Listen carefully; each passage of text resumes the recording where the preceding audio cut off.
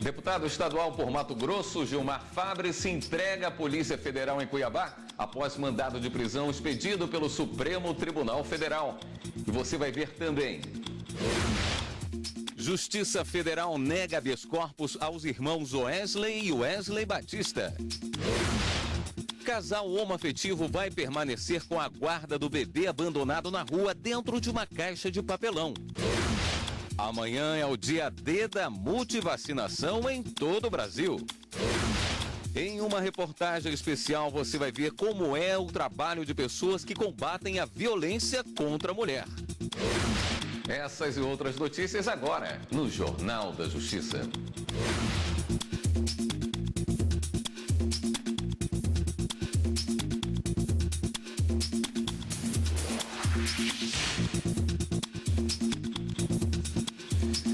Boa noite. O deputado estadual por Mato Grosso, Gilmar Fabre, se entrega à Polícia Federal em Cuiabá. A prisão dele foi determinada pelo ministro Luiz Fux, do Supremo Tribunal Federal. Gilmar Fabre é acusado de obstrução à justiça no âmbito de uma operação da Polícia Federal que investiga um suposto esquema de propina no governo de Mato Grosso. A decisão do ministro Fux também determina o afastamento do deputado do cargo. O deputado nega ter agido para destruir provas ou obstruir a justiça. Gilmar Fabre foi delatado pelo ex-governador Silval Barbosa, que teve a colaboração homologada pelo STF. No vídeo que Silval entregou como prova, o deputado estadual reclama do valor entregue pelo chefe de gabinete do governador. E aí? Chegou um pedaço aí. Pedaço? Por quê?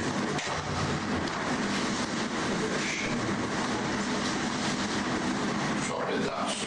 Um pedacinho. Mas tá doido. Por quê? Porque todos estão levando inteiro.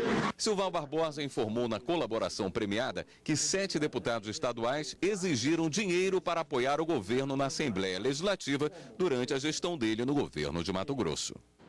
Wesley Batista prestou depoimento à Justiça Federal em São Paulo sobre a suspeita de crime financeiro. Ele foi transferido de Brasília na manhã de hoje. O ministro Edson Fachin, do Supremo Tribunal Federal, converteu as prisões temporárias do empresário e do executivo Ricardo Saldi em preventivas. A prisão temporária de Wesley Batista e Ricardo Saldi foi decretada há uma semana e eles se entregaram no último domingo. Essa prisão venceu ontem, mas o Procurador-Geral da República, Rodrigo Janot, pediu a conversão para a prisão preventiva. Ao aceitar o pedido, o ministro Edson Fachin considerou a possibilidade de os executivos destruírem provas e voltarem a cometer crimes.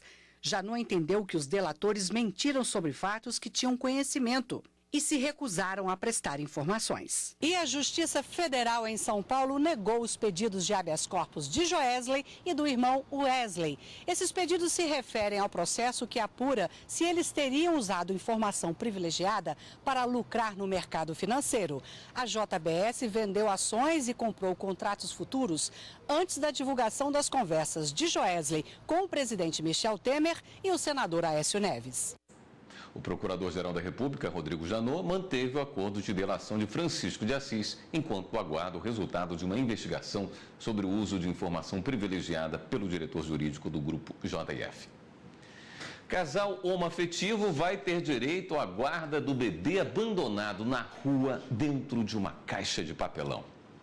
Em decisão unânime, os ministros garantiram a um casal no Ceará que convive em união estável há 12 anos o direito de permanecer com a guarda de uma criança de 10 meses, até que o processo regular de adoção seja finalizado. De acordo com o processo, os companheiros encontraram um recém-nascido de apenas 17 dias em uma caixa de papelão em frente à casa da mãe de um deles. O casal então procurou a Polícia Civil para comunicar o ocorrido e contratou um detetive particular para localizar a mãe biológica da criança. A mulher afirmou que teria escolhido o casal por não ter condições financeiras de criar o bebê. Por conta disso, eles entraram com pedido formal de adoção. Mas o pedido foi negado pela Justiça do Ceará, que determinou a apreensão da criança para que fosse encaminhada a um abrigo. O caso veio parar no STJ, onde os ministros discordaram do argumento do Tribunal de Justiça do Ceará, que concluiu ainda não existir laços de afetividade entre o casal e a criança, e que, por isso, a criança deveria ir para o abrigo.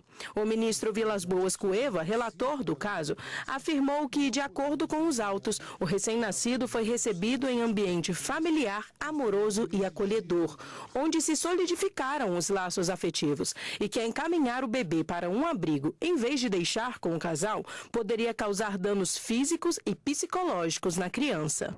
A lei é muito clara. O que deve prevalecer é sempre o melhor interesse da criança, ainda que isso seja em detrimento de um guardião ou dos próprios genitores. O relator do caso, o ministro Vilas Boas Cueva, destacou ainda que relatórios da equipe de adoção do Juizado da Infância e Juventude apontam que o casal mantém lar estruturado e tem o desejo de receber a criança de forma definitiva. Sendo assim, a família deve permanecer com a guarda do bebê até que se finalize o processo de adoção. O ministro Edson Fachin, do Supremo Tribunal Federal, negou liminar ao município de Gaúcha do Norte, em Mato Grosso, que pretendia suspender os efeitos do decreto presidencial que homologou em abril de 2016 a demarcação administrativa da terra indígena Pequizal do Naruvoto. Segundo o município, a área demarcada incide em parte de território da cidade. O ministro Fachin destacou que o laudo antropológico que embasou a demarcação apontou a existência de ocupação indígena na área demarcada. Nós vamos a um rápido intervalo e voltamos a seguir com mais notícias. Amanhã é o dia D da multivacinação em todo o Brasil. A gente volta já já.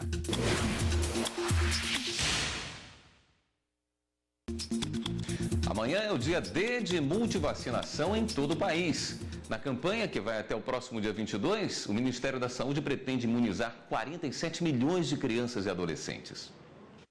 Gotinhas e agulhadas que salvam vidas. 36 mil postos vão funcionar das 8 da manhã às 5 da tarde. 16 tipos diferentes de vacina do calendário obrigatório estão disponíveis para crianças e adolescentes com até 15 anos de idade. O público-alvo nosso é de 0 a 15 anos, mas os adultos também podem vir procurar as unidades de atenção básica para atualizar os seus cartões. O calendário obrigatório básico de vacinação estipula que crianças até 5 anos de idade devem ser imunizadas contra mais de 30 tipos de doenças, que vão de sarampo a tuberculose. Quem tem entre 9 e 15 anos deve se vacinar contra o HPV e receber reforço contra a meningite C. Já adultos devem reforçar doses contra a hepatite B, tríplice viral e antitetânica. Todos os anos, o Ministério da Saúde adquire 300 milhões de doses para cobrir todo o calendário nacional de vacinação.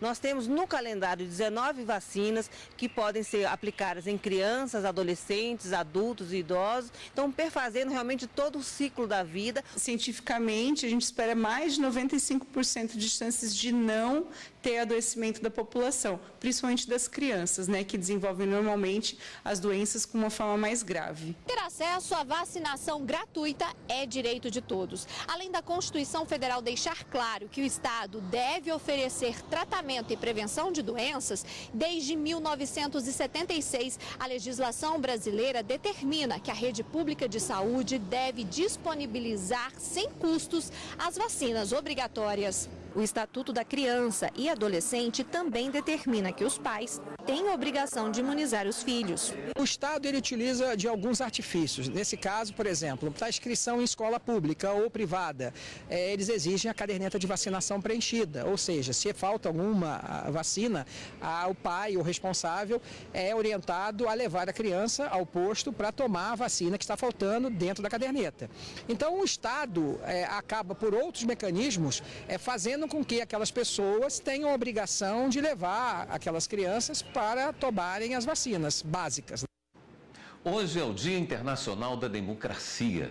A data foi criada pela Organização das Nações Unidas para promover a democratização, o desenvolvimento e o respeito aos direitos humanos e liberdades fundamentais. Você sabe o que é democracia? Democracia é o povo no poder e o poder está no povo. Se cumprir a Constituição, tem uma democracia. Deixar bem exposto o que você as suas ideias, a sua religião, a sua política. Democracia, segundo o Tribunal Superior Eleitoral, é o governo exercido de fato e de direito pelo povo, garantindo uma sociedade livre. A atual Constituição Federal do Brasil foi promulgada em 1988 pelo Congresso Nacional. A Carta estabeleceu direitos e deveres sociais e individuais, desenvolvimento, igualdade e justiça. Esses conceitos, traduzidos na palavra democracia, são constantemente lembrados pelos ministros do Supremo Tribunal Federal durante os julgamentos. Entendo que um dos pilares do nosso Estado democrático de direito é justamente esse direito ao acesso à informação. A liberdade de informação é pressuposto da publicidade democrática e somente o cidadão informado está em condições de formar um juízo próprio e de cooperar na forma intentada pela lei no processo democrático. A participação da população nas decisões do governo surgiu na Grécia em meados do século V a.C., mas só uma pequena parte da população tinha voz ativa. Mulheres, estrangeiros, escravos e menores de 21 anos, por exemplo, não podiam participar. Mas os direitos foram ampliados e as discussões para tratar de assuntos de interesse coletivo eram feitas ao ar livre, assim, em praça pública.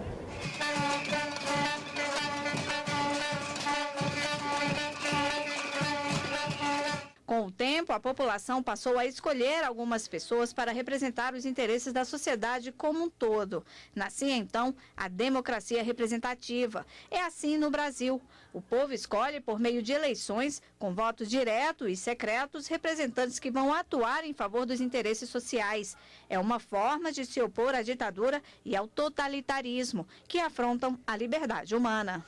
Nós tivemos uma tentativa de democracia, nós assumimos até uma democracia com o povo elegendo seus representantes. Nós tivemos um grande golpe, que foi o golpe de 64, e assim o Brasil foi sofrendo e não conseguiu instaurar de fato a democracia. A partir de 88, de fato, veio essa instauração, veio essa força chamada democracia, onde todos os povos, independente de raça, cor, religião, conseguiu dar a sua voz e seu voto. E o Tribunal Superior Eleitoral promoveu em Foz do Iguaçu, no Paraná, a reunião de autoridades eleitorais do Mercosul. A reunião foi realizada para debater os sistemas eleitorais e a democracia na América Latina. Foram discutidos temas como o papel da sociedade civil na promoção dos regimes democráticos. Para o presidente do Tribunal Superior Eleitoral, ministro Gilmar Mendes, esse tipo de evento é essencial para identificar problemas e definir propostas de aperfeiçoamento dos sistemas eleitorais.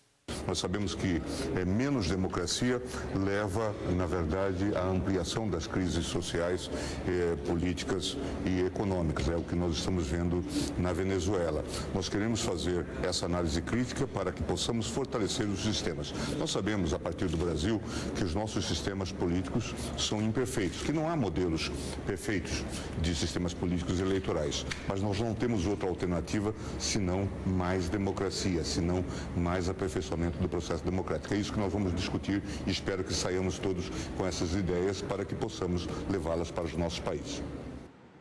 O Jornal da Justiça volta em seguida com outras notícias. Em uma reportagem especial, você vai ver como é o trabalho de pessoas que combatem a violência contra a mulher. Voltamos em instantes.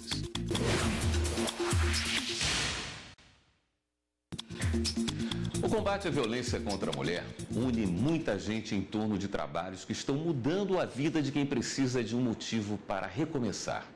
O repórter Guilherme Menezes mostra agora em uma matéria especial que o caminho ainda é cheio de obstáculos, mas muitos já estão sendo vencidos. Elas começaram a sair às ruas há mais de 100 anos. Primeiro pelo direito de votar, depois pelo de trabalhar e nunca mais se recolheram. Nos Estados Unidos e em muitas partes do mundo. Aos poucos, ampliaram a pauta pelo direito de controlar o próprio corpo e por igualdade de oportunidade com os homens, marcharam, queimaram sutiãs e faixas de misses. Mas as lutas das mulheres não são homogêneas no tempo e no espaço. No Brasil, ao lado dos homens, elas tiveram que enfrentar a ditadura militar. Ainda hoje, as chamadas margaridas, trabalhadoras rurais, indígenas, quilombolas, batalham por direitos básicos, como o acesso à terra. Irmão de luta, Margarida novamente. Pobres, de classe média ou ricas, muitas adotaram o lema: se ser livre é ser vadia, então somos todas vadias. Elas têm a coragem de usar uma palavra pesada para combater a violência de gênero. Quem já sofreu a violência, o estupro ou o espancamento, ou os dois, sabe a dor e conhece as dificuldades. Você vai a uma delegacia fazer um BO, todo mundo fica contra você. Então a casa foi assim, o chão, o carinho e o início da solução do problema. A casa citada pela vítima é uma iniciativa federal, a Casa da Mulher Brasileira. Esta unidade é a de Brasília. Existem outras duas, uma em Curitiba, a outra em Campo Grande. O ideal é que cada estado do país tivesse a sua própria casa. Ela funciona como um centro de atendimento à mulher vítima da violência. É uma estrutura grande, feita para ser completa. Aqui estão todos os serviços que elas precisam. E o atendimento é feito por outras mulheres. Quando a gente atende só enquanto advogada, é um olhar. Quando a gente atende enquanto equipe psicossocial, atende junto com uma promotoria, junto com o Tribunal de Justiça, juízes envolvidos, promotores envolvidos na mesma causa, as coisas são mais rápidas. Hoje eu estou num processo assim já de não querer sair daqui para ajudar as outras mulheres, para elas verem que é possível sim. Um novo recomeço, desmontar. Eu dizia antes que eu caí do 15º andar. Eu era um cachorro que caiu da mudança. Hoje não, hoje eu estou empoderada, hoje eu estou livre, hoje eu estou buscando pessoas novas, amizades novas, relacionamento novo, porque sim, é capaz da gente ter um relacionamento que não seja abusivo. Nos últimos 12 meses, a casa fez quase 7.500 atendimentos. Um dos principais instrumentos usados aqui é a Lei Maria da Penha. Foi uma lei que veio para mudar paradigmas, veio para mudar concepções de vida, veio para desconstruir uma cultura machista que impera nesse país e construir uma outra cultura. Então, para mim, particularmente, é uma legislação, é uma lei que veio para ficar e veio para dizer para mim e para você que nós não aguentamos mais nenhum tipo de violência. O juiz Benhur Visa é um dos poucos homens na Casa da Mulher. Parte do trabalho dele é cuidar para que os agressores não repitam o crime e, por que não, garantir atendimento psicológico também para eles. Nós já tivemos homens que voltaram para agradecer, porque enquanto responderam o processo, foram acompanhados por uma equipe psicossocial, enquanto respondiam o processo, foram acompanhados com problema de saúde que enfrentavam e foi dado o devido encaminhamento. Mulheres voltando para agradecer seria comum, mas os homens são os que nos chamaram a atenção. A violência contra as mulheres não é exclusividade de nenhuma classe social. Mas é em lugares como esse, na periferia de Brasília, que a ajuda, o atendimento às vítimas se torna mais importante. No meio desse poeirão, dessa secura toda, brotou uma espécie de oásis. É aquela casa cor-de-rosa. Lá funciona a Associação das Mulheres de Sobradinho 2. A associação chegou aonde governos muitas vezes falham. E por conta própria, com trabalho duro, 15 voluntárias lideram uma equipe que acolhe, dá comida à mulher obrigada a sair de casa para se proteger e proteger os filhos. Dá também assistência psicológica, emocional, jurídica. Nós começamos a trabalhar a autoestima dessas mulheres, nós começamos a trabalhar a beleza delas, nós começamos a ouvi-la, nós começamos a mostrar para elas que elas tinham que denunciar. E muitas ainda sofriam calada, não tinha coragem de denunciar. E um encorajava a outra, até que hoje nós estamos em primeiro lugar em denúncia no 180. Aqui no Distrito Federal. Distrito Federal. Quem trabalha na associação há pouco tempo ainda se espanta com o nível de violência. A gente sabe que existe, mas não pensa que é numa dimensão tão grande. Então aqui eu fiquei realmente bem alarmada e me senti bem envolvida aqui, sabe? Querendo realmente estar aqui e poder fazer alguma coisa para ajudar. Da onde a gente menos esperava, não. Poxa, você sofreu isso, entendeu? E aí nós fomos vendo que o negócio não era só ali nós duas, não, que tinha muita mulher sofrendo. entendeu? E resolvemos montar essa associação. E foi crescendo numa proporção que nós jamais imaginávamos. O caminho mais seguro para a superação nesses casos é o da independência financeira. Por isso, a associação organiza cursos para as mulheres que nunca trabalharam fora de casa.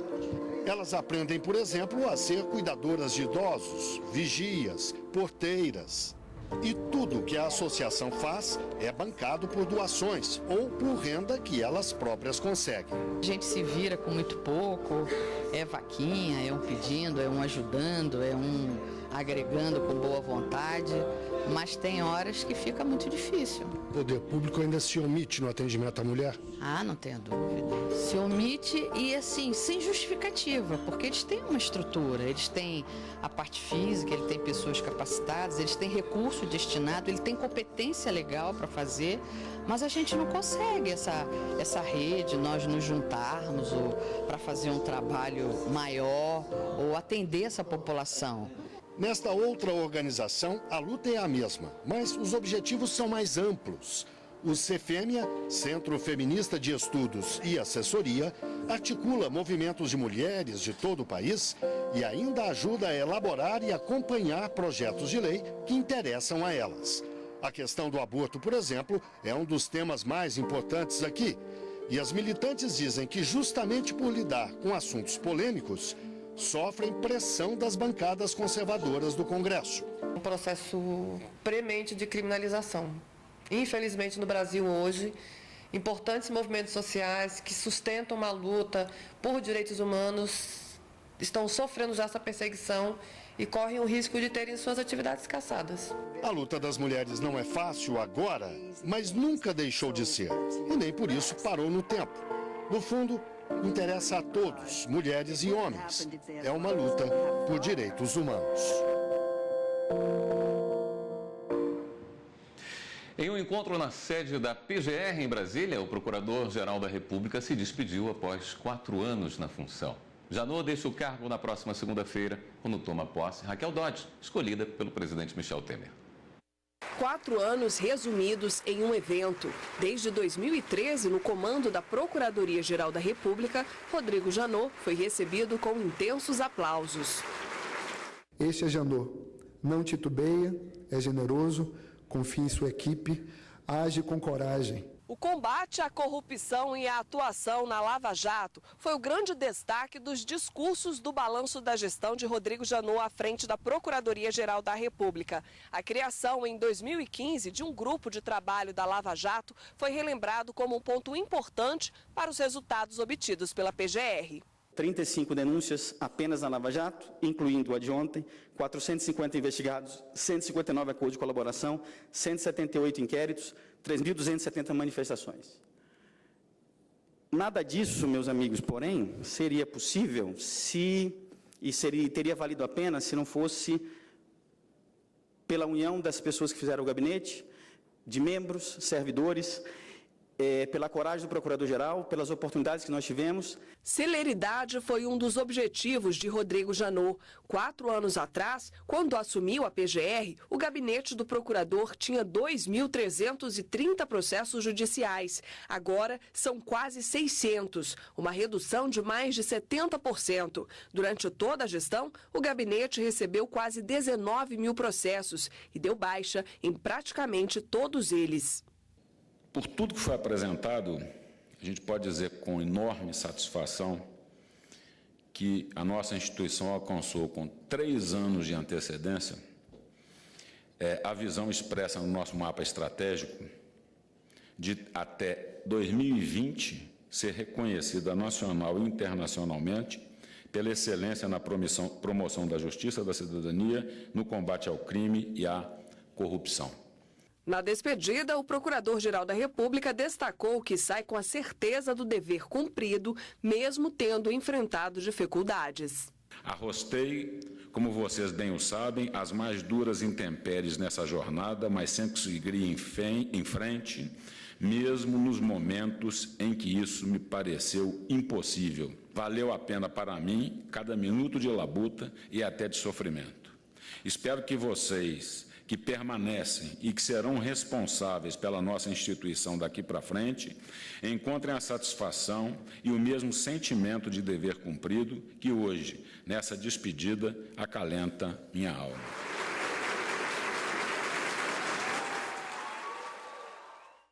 O Jornal da Justiça fica por aqui. Outras notícias do Judiciário você acompanha segunda-feira, 13h, no Jornal da Justiça, primeira edição. Uma boa noite para você, um ótimo final de semana e continue aqui na TV Justiça.